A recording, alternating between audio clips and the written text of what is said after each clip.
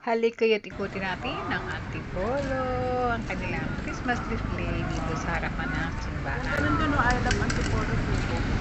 Dahil hindi kami umabot sa Mass, kaya hintayin namin yung second Mass. At habang hinihintay namin, kami muna ay mag-iikot-ikot dito at ipapakita ko sa inyo kung gaano kaganda ang kanilang Christmas display dito sa plaza ng Antipolo. Sa harapan po ito na may simbahan. Kaya pagpunta nyo dito, magsimba muna kayo bago kayo take picture and take a video.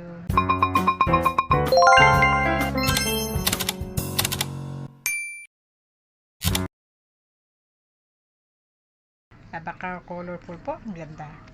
At bago natin nakatin ito natatanaw ko, dito muna tayo sa malaking tasa. Upuan pala ito. At ayan na nga, pumurma na para mag-picture taking. At syempre, after namin mag-picture taking, may umakanta kami dito sa Mala Encantadia dahil napakaraming flowers ang nakasabit. Parang Encantadia nga ano.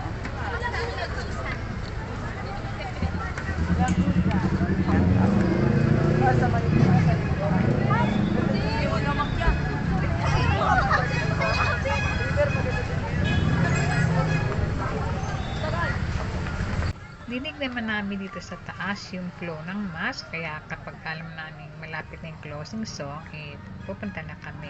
For the meantime, picture taking muna habang parang nasa kalagitnaan pa naman yung Mass. Encantadia pala to. Marami pong bata kasi yung Christmas nila na display dito sa plaza ay pang bata talaga at mag-i-enjoy yun yung mga anak pag pumunta dito.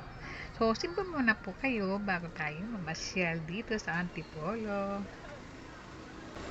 At ayan na nga, umawar-awar na ang mga ting, pa-selfie-selfie na. Ay, sayang naman ang moment dahil napakaganda naman talaga itong mga ornamental flowers na nasa aking likod. Ang pagkakaalam ko ay hanggang Philippines ang display nila dito sa harapan ng simbahan ng Antipolo. Ito pa yung pinaka-plaza talaga nila at makikita ninyo agad naman ito sa harapan ng simbahan. Nung kami nasa banda pang Manila nakatira, bihira talaga akong makapunta dito sa Antipolo, pero noon na kami dito na sa Rizal, madalas na ako magsimba dito sa Our Lady of Bon Viaje, lalo na kapag tayo magka-travel, yan, dito po kayo mag-pray. Napindot ko na ba? Teka.